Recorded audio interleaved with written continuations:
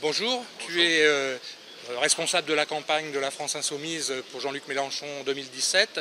Est-ce que tu peux nous dire qu'est-ce que c'est la France Insoumise? Alors la France Insoumise, c'est le mouvement qui rassemble l'ensemble des personnes qui soutiennent la candidature de Jean-Luc Mélenchon, mouvement qui est né au mois de février avec la proposition de candidature de Jean-Luc Mélenchon à l'élection présidentielle.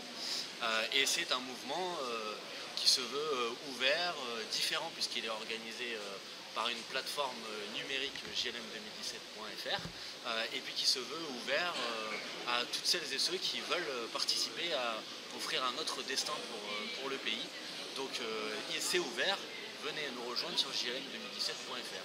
Voilà, donc ils se connectent sur le site et Alors, ou ça peut passer par d'autres. glm2017.fr, ils peuvent appuyer la candidature de Jean-Luc Mélenchon en mettant leur adresse mail et ensuite ils deviennent participants de ce mouvement, ils deviennent insoumis et donc ils reçoivent des informations, des propositions pour agir et eux-mêmes peuvent faire leurs suggestions, renseigner leur savoir-faire, leurs compétences pour participer de ce grand mouvement citoyen qui veut profiter de l'élection de 2017 pour tourner la page de l'austérité, du productivisme, passer à la 6ème République, etc.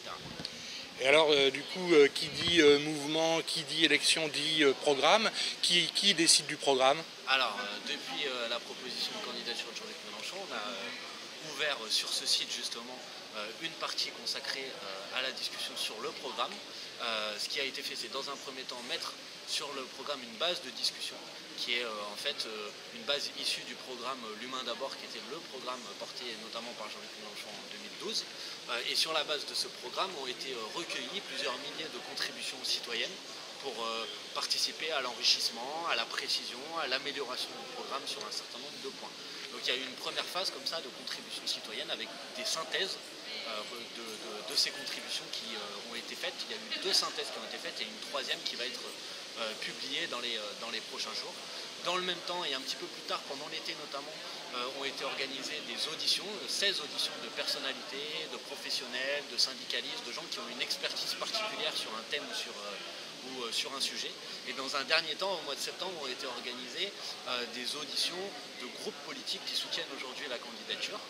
Et l'ensemble de ces auditions, l'ensemble de ces contributions citoyennes ont donné lieu à une version du programme qui en ce moment est soumise aux signataires pour validation.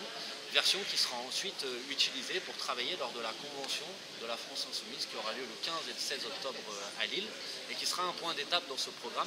Pour autant, le processus programmatique ne se terminera pas à ce moment-là, puisqu'on va lancer ensuite ce qu'on appelle les livrets thématiques, c'est-à-dire sur un certain nombre de thèmes, préciser le programme, puisque le programme global est forcément une synthèse, un résumé. Donc les livrets permettront d'approfondir sur l'agriculture, sur la santé, sur la question de l'emploi, sur comment on résiste et on lutte face aux banques, etc. On va préciser le programme sur un certain nombre de thèmes et de sujets. Et enfin, dans un dernier temps, on travaillera sur ce qu'on a appelé les ateliers législatifs, c'est-à-dire à partir de ces livrets, comment on transforme le travail de proposition, d'idées, en propositions de loi concrètes, qu'on travaille au contact avec les citoyens, avec les acteurs engagés sur les domaines, pour traduire en langage un peu juridique, en termes de loi, nos propositions. Et alors, la convention dont tu parles, 15 et 16 octobre, qui y va? Qui sont les personnes qui vont être présentes sur ces 2 jours-là pour avancer sur ce programme? Alors, la convention, l'idée c'est de réunir environ 1000 personnes, un petit peu moins.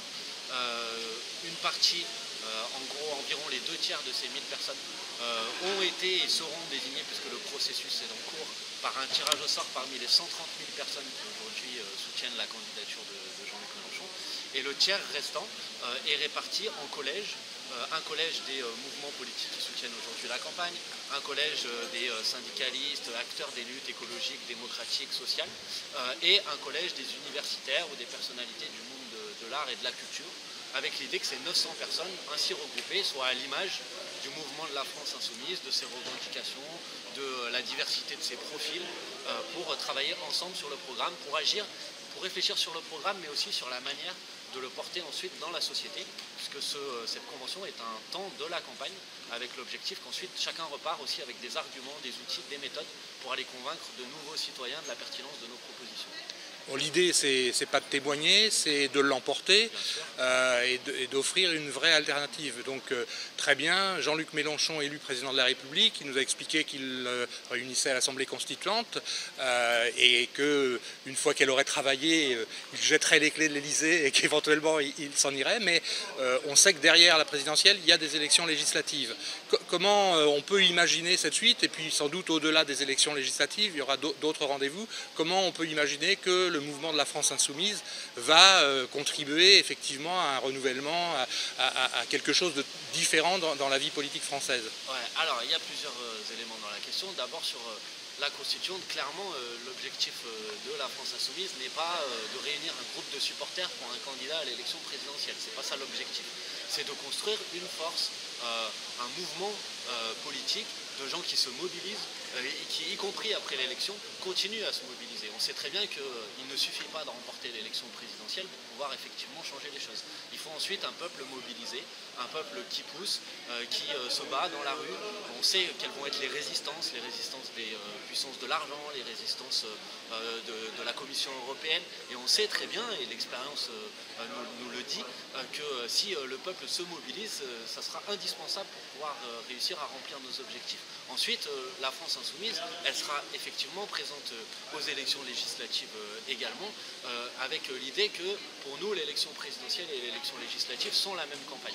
Donc effectivement, Jean-Luc Mélenchon convoquera une assemblée constituante, mais en attendant le travail de cette constituante et le passage à la 6ème République, il y aura une assemblée qui devra mettre en place des mesures d'urgence, et ces mesures d'urgence, elles seront mises en place par une assemblée qui sera élue aux élections législatives. Donc la France insoumise aura des candidatures dans toutes les circonscriptions aux élections législatives, des candidatures qui porteront le même programme, qui seront avec la même identification graphique, avec la même identification en termes de logo, de label, etc., que la campagne présidentielle. Pour nous, législative et présidentielle doivent être très fortement couplées. Et ensuite, en ce qui concerne la France insoumise elle-même, c'est un mouvement qui a vocation à se poursuivre après les élections. Et bien évidemment, ce seront aux signataires, aux membres de ce mouvement, de décider des formes que prendra ensuite le mouvement après les élections.